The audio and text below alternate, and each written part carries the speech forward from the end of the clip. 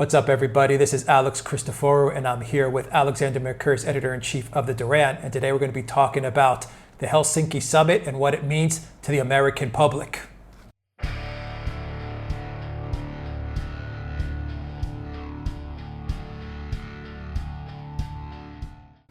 So, Alexander, today you sent me an article with a Gallup poll, and it basically surveyed Americans as to how they feel about the whole Russia narrative, the Russia hysteria, the 24/7 coverage of Russia, and Putin's a thug, Trump is a traitor, Trump has committed treason, etc.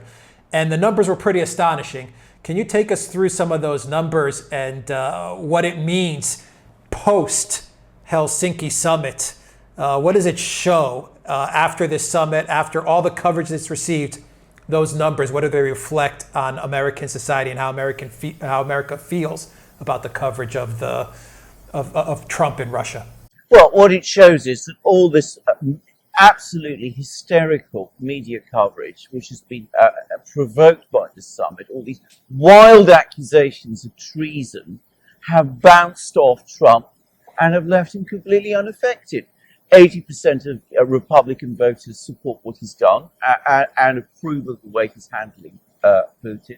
85% of them think that this whole Russiagate thing is nonsense, and that the FBI was actually out to get Trump. So they're actually swinging behind Trump on that one.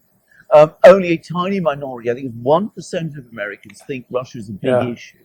So, I mean, it shows to me a point which I think both of us have been making continuously.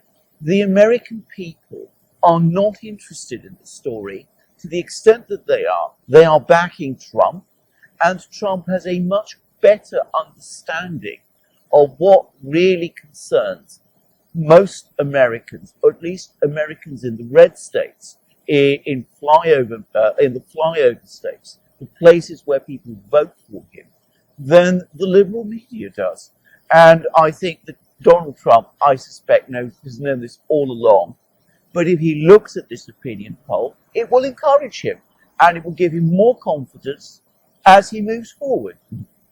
So then how do you rationalize the fact that Trump did some very un-Trump things? He walked back, almost apologized, but I would say he walked back many of his statements from the press conference with Putin. A lot of his inner circle has remained very quiet until today, where Pompeo has started to speak out about how tough Trump is towards Russia. Trump started to also kind of, say that he's also the toughest of any president that's ever been on Russia. So he's also saying now that he understands that Russia meddled in the elections and hacked the DNC. And so, we've been seeing Trump very unsteady. It seems like, he's on the one side, he said some things at the Helsinki summit that the deep state and the mainstream media didn't like. And then he started to walk those back. And it seems like he's doing a little bit of flip-flopping, and Trump is not a flip-flopping guy. How do you explain that with him knowing his base? He knows his base. There's no doubt about it. Yeah. I actually think this is rather more clever than people understand. And I think with Donald Trump, as I said before, I think he actually knows always what he's doing. And I'm not sure I agree with you, by the way, that this is uncharacteristic of Trump. Trump starts by saying what he actually thinks, which is, that this whole thing with Russiagate is absolutely nonsense. He can't understand why the Russians would have interfered in the election in the way that they did. He basically implies that the whole story is completely set up. Then, of course, the tsunami hits, and he appears to go along with some of the things that are said, but he does this in such a equivocal and unclear way that I think it communicates to a lot of people that he actually doesn't really believe these things that he's now saying. So I think that in a way it communicates two things to his base. Firstly, that he doesn't really believe this whole Russiagate story any more than they do. And secondly, I think he communicates to his base how strong the opposition to him from the deep state and all of these people is, and how, to some extent, he needs the support of his base if he's going to withstand them. So I think Trump understands what he's doing rather better than most people think.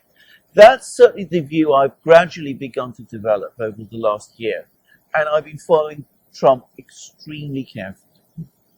Right. So let me read you a sentence from Pat Buchanan. He did an article on the Helsinki summit. I want to read you an excerpt. It's one sentence, and I want your thoughts on it. And Pat Buchanan says, the post-Helsinki hysteria reveals not merely the mindset of the president's enemies, but the depth of their determination to destroy him. Is that an accurate statement? Absolutely. I think that's exactly right. I think if you listen to some of the people who are appearing on the television and newspapers, and you read what they say there, and not just journalists, by the way, but people like Brennan, who was the former head of the CIA, and the way he's been writing and talking, and other people like that, I mean, their hostility to Donald Trump is beyond anything I have ever seen in my whole lifetime in the United States. It is quite clear that what these people want is to see the end of Donald Trump. They don't just oppose him, they want to destroy him. And to their absolute fury, instead of them succeeding in their efforts to destroy him, and let's be absolutely clear, that's what the whole of Russiagate was. Russiagate was intended, first and foremost, to delegitimize Donald Trump's presidential victory, and secondly, to set up the basis for his impeachment. What these people are finding, to their fury, is that it's not working. And that's what's making them more and more angry, and it is making them more and more extreme and aggressive in the things that they are saying about him. And the opinion poll that we discussed at the beginning of this program shows that more and more Americans, certainly more and more Republican voting Americans, are starting to see this. A lot has been made, Alexander, going back to the summit, as to what Trump and Putin discussed. And there's been a lot of rhetoric about, the U.S. Senate and, Adam Schiff wants to call in the translator and the interpreter and wants him to testify. And everyone's saying they agreed to some secret deals. Other people are saying they didn't agree to anything. Pompeo has said that, they agreed on certain things, but nothing's, set in stone. While you had the Russian ambassador, the U.S. has said that they have agreed to some concrete policies. What do you think, if you had to take a stab at it and take a guess, what do you think Trump and Putin agreed to or outlined in their conversation? Do you think it's more along the lines of they actually did agree to some concrete policies and some concrete strategic points to work on? Or do you think they just kind of had a general umbrella discussion as to how to move forward, Russia and the United States together? Right. The first thing to say, I'd just like to comment about Adam Schiff's and the Democrats' absolutely crazy suggestion of calling in the interpreter, Donald Trump's interpreter, and effectively cross-examining him about the secret deal that Donald Trump and Putin are supposed to have agreed with each other. I think not only was that a crazy proposal, one completely unprecedented in US and indeed diplomatic history, I think it was so crazy that it backfired, and it caused some of the people in the Republican Party in Congress who had been going along with some of the criticism of Trump after the summit, people like Lindsey Graham, I think it caused them to rally to Trump and to start to rethink some of the criticisms that they had been making. The Democrats briefly overreached themselves with that one. I think it was a big mistake and a stupid mistake. Now, let's turn to the summit itself. I've discussed this in an article which I wrote for the Duran, but I think it bears a bit of explanation. I think that Donald Trump understands that the United States needs to deal with Russia. I think he sees that it is in the United States' interests to come to a deal with Russia. He said this many times. He says this because there are economic attractions to doing that. Russia is a big economy. The United States needs to trade with Russia. They have interests in oil and energy, which they can work towards, stabilizing the oil and gas market. Some of that was talked about during the summit. We know that it was. But beyond that, the United States now finds itself in a situation where it has commitments against Russia in Europe and against China in the Pacific. The United States needs to start to manage those proportionately so that it can actually bear the burden of doing so. That means coming to some sort of rapprochement, either with the Chinese or with the Russians, and given that the Chinese at the moment are posing the greater challenge, logically it means doing it with the Russians. What Donald Trump wanted from this summit and what he got is some indication from Vladimir Putin that yes, the Russians are prepared to work with the US towards some sort of a deal which will relieve some of these burdens from the US. And the emphasis on this was arms control. If you look at the sort of things that Trump and Putin were talking about at that notorious press conference, if you disregard all the nonsense about Russiagate, which is the only thing that the media seems to be interested in, they were absolutely clear about what the points of convergence between them were and the fact that arms control is at the center of them. So I think we're going to see more negotiations between the Russians and the Americans over the next few months. And I suspect that before the next presidential election happens in the United States, we're going to start to see the outlines of some sort of strategic arms treaty, which will take in both offensive weapons, where the Russians have a lead with their advantages in hypersonic technology, and these anti-ballistic missile defenses, which the United States has been placing all around the world, and which the Russians see as extremely destabilizing. Both of those points were discussed in the joint press conference, and that's where I think this thing is going to go. There's no doubt that after the summit, Trump got just beaten and battered by the mainstream media, the deep state's mainstream media, the fake news mainstream media. But I mean, they jumped all over him, and it wasn't only the media. It was House members and senators from both sides, left and right, whether it was McCain, whether it was Lindsey Graham, Jeff Flake, all these guys, Elizabeth Warren. I mean, they just jumped on Trump. Everyone jumped on Trump. It didn't matter whether you're Democrat or Republican. Did Trump weather the storm? And is he coming out of this a better president, a better leader? Or do you think this meeting with Putin's going to follow him for the next month, all the way up to the midterms? What do you think? Because there's chatter now that, and there's a lot of talk, and actually I think an invitation may have even been given out for a second summit with Putin even coming to Washington. What do you think? What's your take on how Trump came out of this after the beating that he really did take by the mainstream media and both Republicans and Democrats? Right. To answer your question, I think he did weather the storm. I think he knew before the summit was going to happen that there would be a storm. But I think he weathered it, and I think he weathered it perhaps rather better than most people realise. And of course, I come back to that opinion poll that we discussed at the beginning.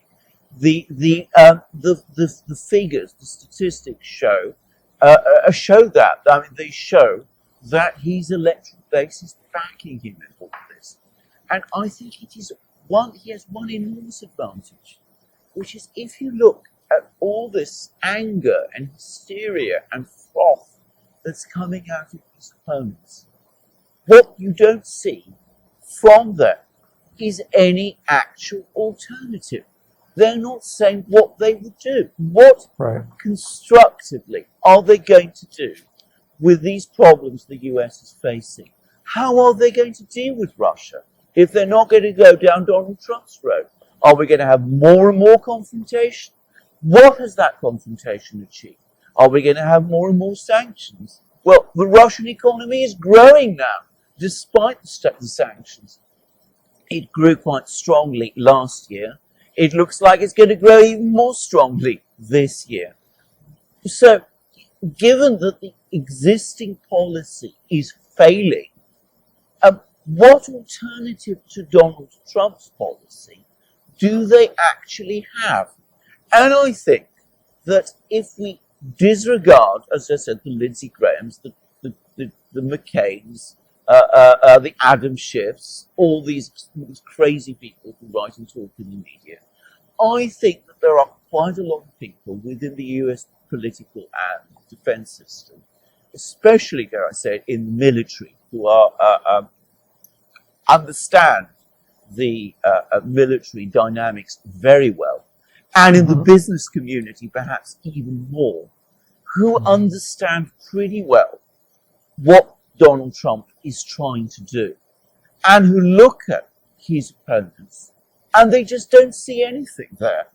So I think that in the end, what we're going to find is that Donald Trump, both from the public, and I come back to that opinion poll, and from, if you like, the political, economic, military establishment, not only has more support for what he is doing than all the noise we've heard over the last few days suggests, but as he moves forward, and I don't think there's any doubt that there is going to be another summit soon, he is going to emerge stronger.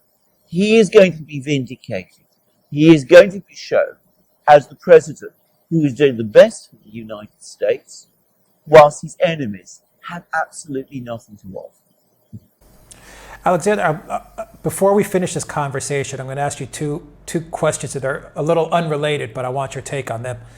I want you, after you answer the first thing I'm going to ask you, I want you to talk a little bit about John Brennan and some of the comments he made about Trump committing treason and all these outrageous claims that Brennan made. And I want you to get into a little bit of the possibility that Brennan might actually be called in to testify or to give a deposition as to his role in the Russiagate and what you think his role in this whole Trump-Russia collusion is. That's the main question I want to ask you, so keep that in your mind. But before you get to that, I want you just briefly for our viewers, one of the main talking points I've heard from the mainstream media, MSNBC, CNN, even a lot of the alternative YouTube channels that call themselves conservative right, they always talk about, how sanctions are destroying Russia, how sanctions are killing Russia, how Trump has levied additional sanctions on Russia that are decimating the economy, and how Russia cannot survive any longer with these crippling U.S. sanctions. And I know you understand this topic very well. Can you debunk those claims and just fill in our viewers as to the reality as to the effect of U.S. sanctions? What they've meant for the Russian economy?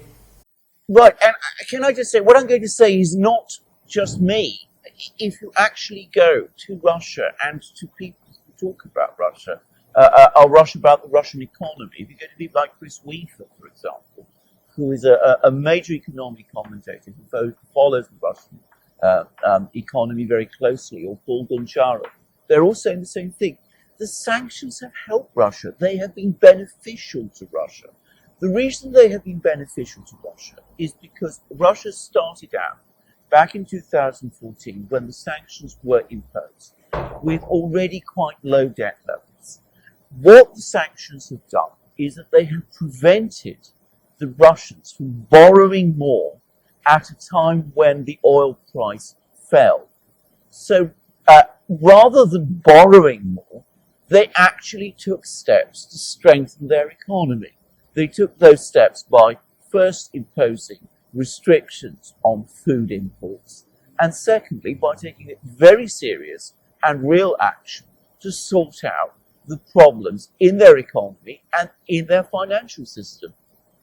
So the result was they had a very short and very shallow recession. Unemployment barely rose. Their international reserves are higher than they have been. Their inflation rate is much lower than it has ever been historically since the Soviet Union fell. It's now roughly the same level as in the United States. And their economy is not only growing, it actually grew quite strongly last year and is likely to grow even more strongly this year. But it is now significantly bigger than it was at the time the sanctions were imposed. So what the sanctions actually did is it energized the Russians and made them take certain steps which has made their economy stronger. There is a very famous line by the German philosopher Nietzsche in which he said, "That which does not break me makes me stronger," and that is exactly what the sanctions on Russia have done. And there is now no conceivable set of sanctions that the US can impose that can change that position. Let me reiterate again, that is not just my view, it is the view of most of the people in Russia who follow the economy carefully and who give advice to the kind of people who invest in it. I would add one of the people who was talking in this way. I don't remember his name, but he is the official in the IMF whose job it is to supervise and follow what Russia is doing. So that's the position with Russia. Sanctions don't work. They have not devastated the Russian economy. Russia is richer and stronger than it has ever been before. And that should be uncontroversial. Now, turning to Brennan. Brennan, I think, is the single most important person in the whole Russiagate scandal. Because I personally think that when you actually unearth all the sort of things that were going on in 2016, you will find that all the roads lead back both to Brennan and to the other person, I'm going to say this frankly, Hillary Clinton. I think Hillary Clinton was much more involved than we are going to find out. Right. But it was Brennan, it seems, who was in contact with all the various intelligence agencies in Europe that were trying to collect information about Trump. It was certainly Brennan who seems to have informed Barack Obama in August 2016 about the Christopher Steele dossier. There was an interesting article in the Washington Post last year, in June last year, which basically admitted that it's not really been properly followed up. It seems that it was him, and it seems that it was Brennan who was the person, far more than Comey, who was a sort of vacillating, dithery figure who wasn't completely sure what he was doing. It was Brennan who was the person who was driving this. And I have to say, if you listen to what Brennan is saying nowadays, and you listen to him, and you watch him, the impression I get, and I use these words very carefully and knowing very much what I'm saying, what the impression I get is of a man who's frankly a fanatic on this question. He fanatically hates Donald Trump. He fanatically hates Russia. He is no longer talking in any kind of rational way. This thing that he's talking about, treason, it is completely crackers. It's bonkers. It's completely crazy. I mean, nobody has been, Mueller is not suggesting that Trump was involved in any sort of connection with the Russians. There's no suggestion of collusion. When Trump says there was no collusion, he was right. And as we've discussed in an earlier program about Mueller's latest indictment, Mueller himself is effectively saying as much. And the Steele dossier, which is the only thing that seems to create a connection and suggests that the Russians might have some compromising material on Trump, has been completely discredited. And yet here we have Brennan crazily talking about these things. And as I said, it is irrational, but it is obviously something which has been going on in Brennan's mind for a very long time. It was certainly there in 2016. And when you have the director of the CIA, the most important and powerful intelligence agency in the United States, holding these crazy views and promoting these crazy views and using his position in the CIA to do so, and involving the Obama White House in them, and working clearly on Hillary Clinton's behalf, well, we have an extremely extraordinary and frankly very alarming situation in the United States. And when Brennan starts to be called to give evidence before Congress, all of this is going to start to slip out. And I'm afraid we've already got into a situation with the FBI where we see what the FBI has been up to. I think we're going to find that there were similar things going on in the State Department. And I think we're going to find what was going on in the CIA eclipses, it dwarfs all those things. Yeah, it's, I mean, the FBI, we've seen all of the top management of FBI literally just either get fired, resign, give testimony under criminal investigation. It's incredible. And there's no doubt, there's no doubt that I think you're right, that Brennan's sheer hatred for Trump, his radicalism, his hatred for Trump is almost, removing the curtain behind this whole facade, this whole farce, that Brennan is the guy. Absolutely. I mean, I have to say, I mean, the other third person whom I didn't mention, but I think one should mention, is Barack Obama, who clearly has an animus against Trump. The two men obviously dislike each other for various reasons.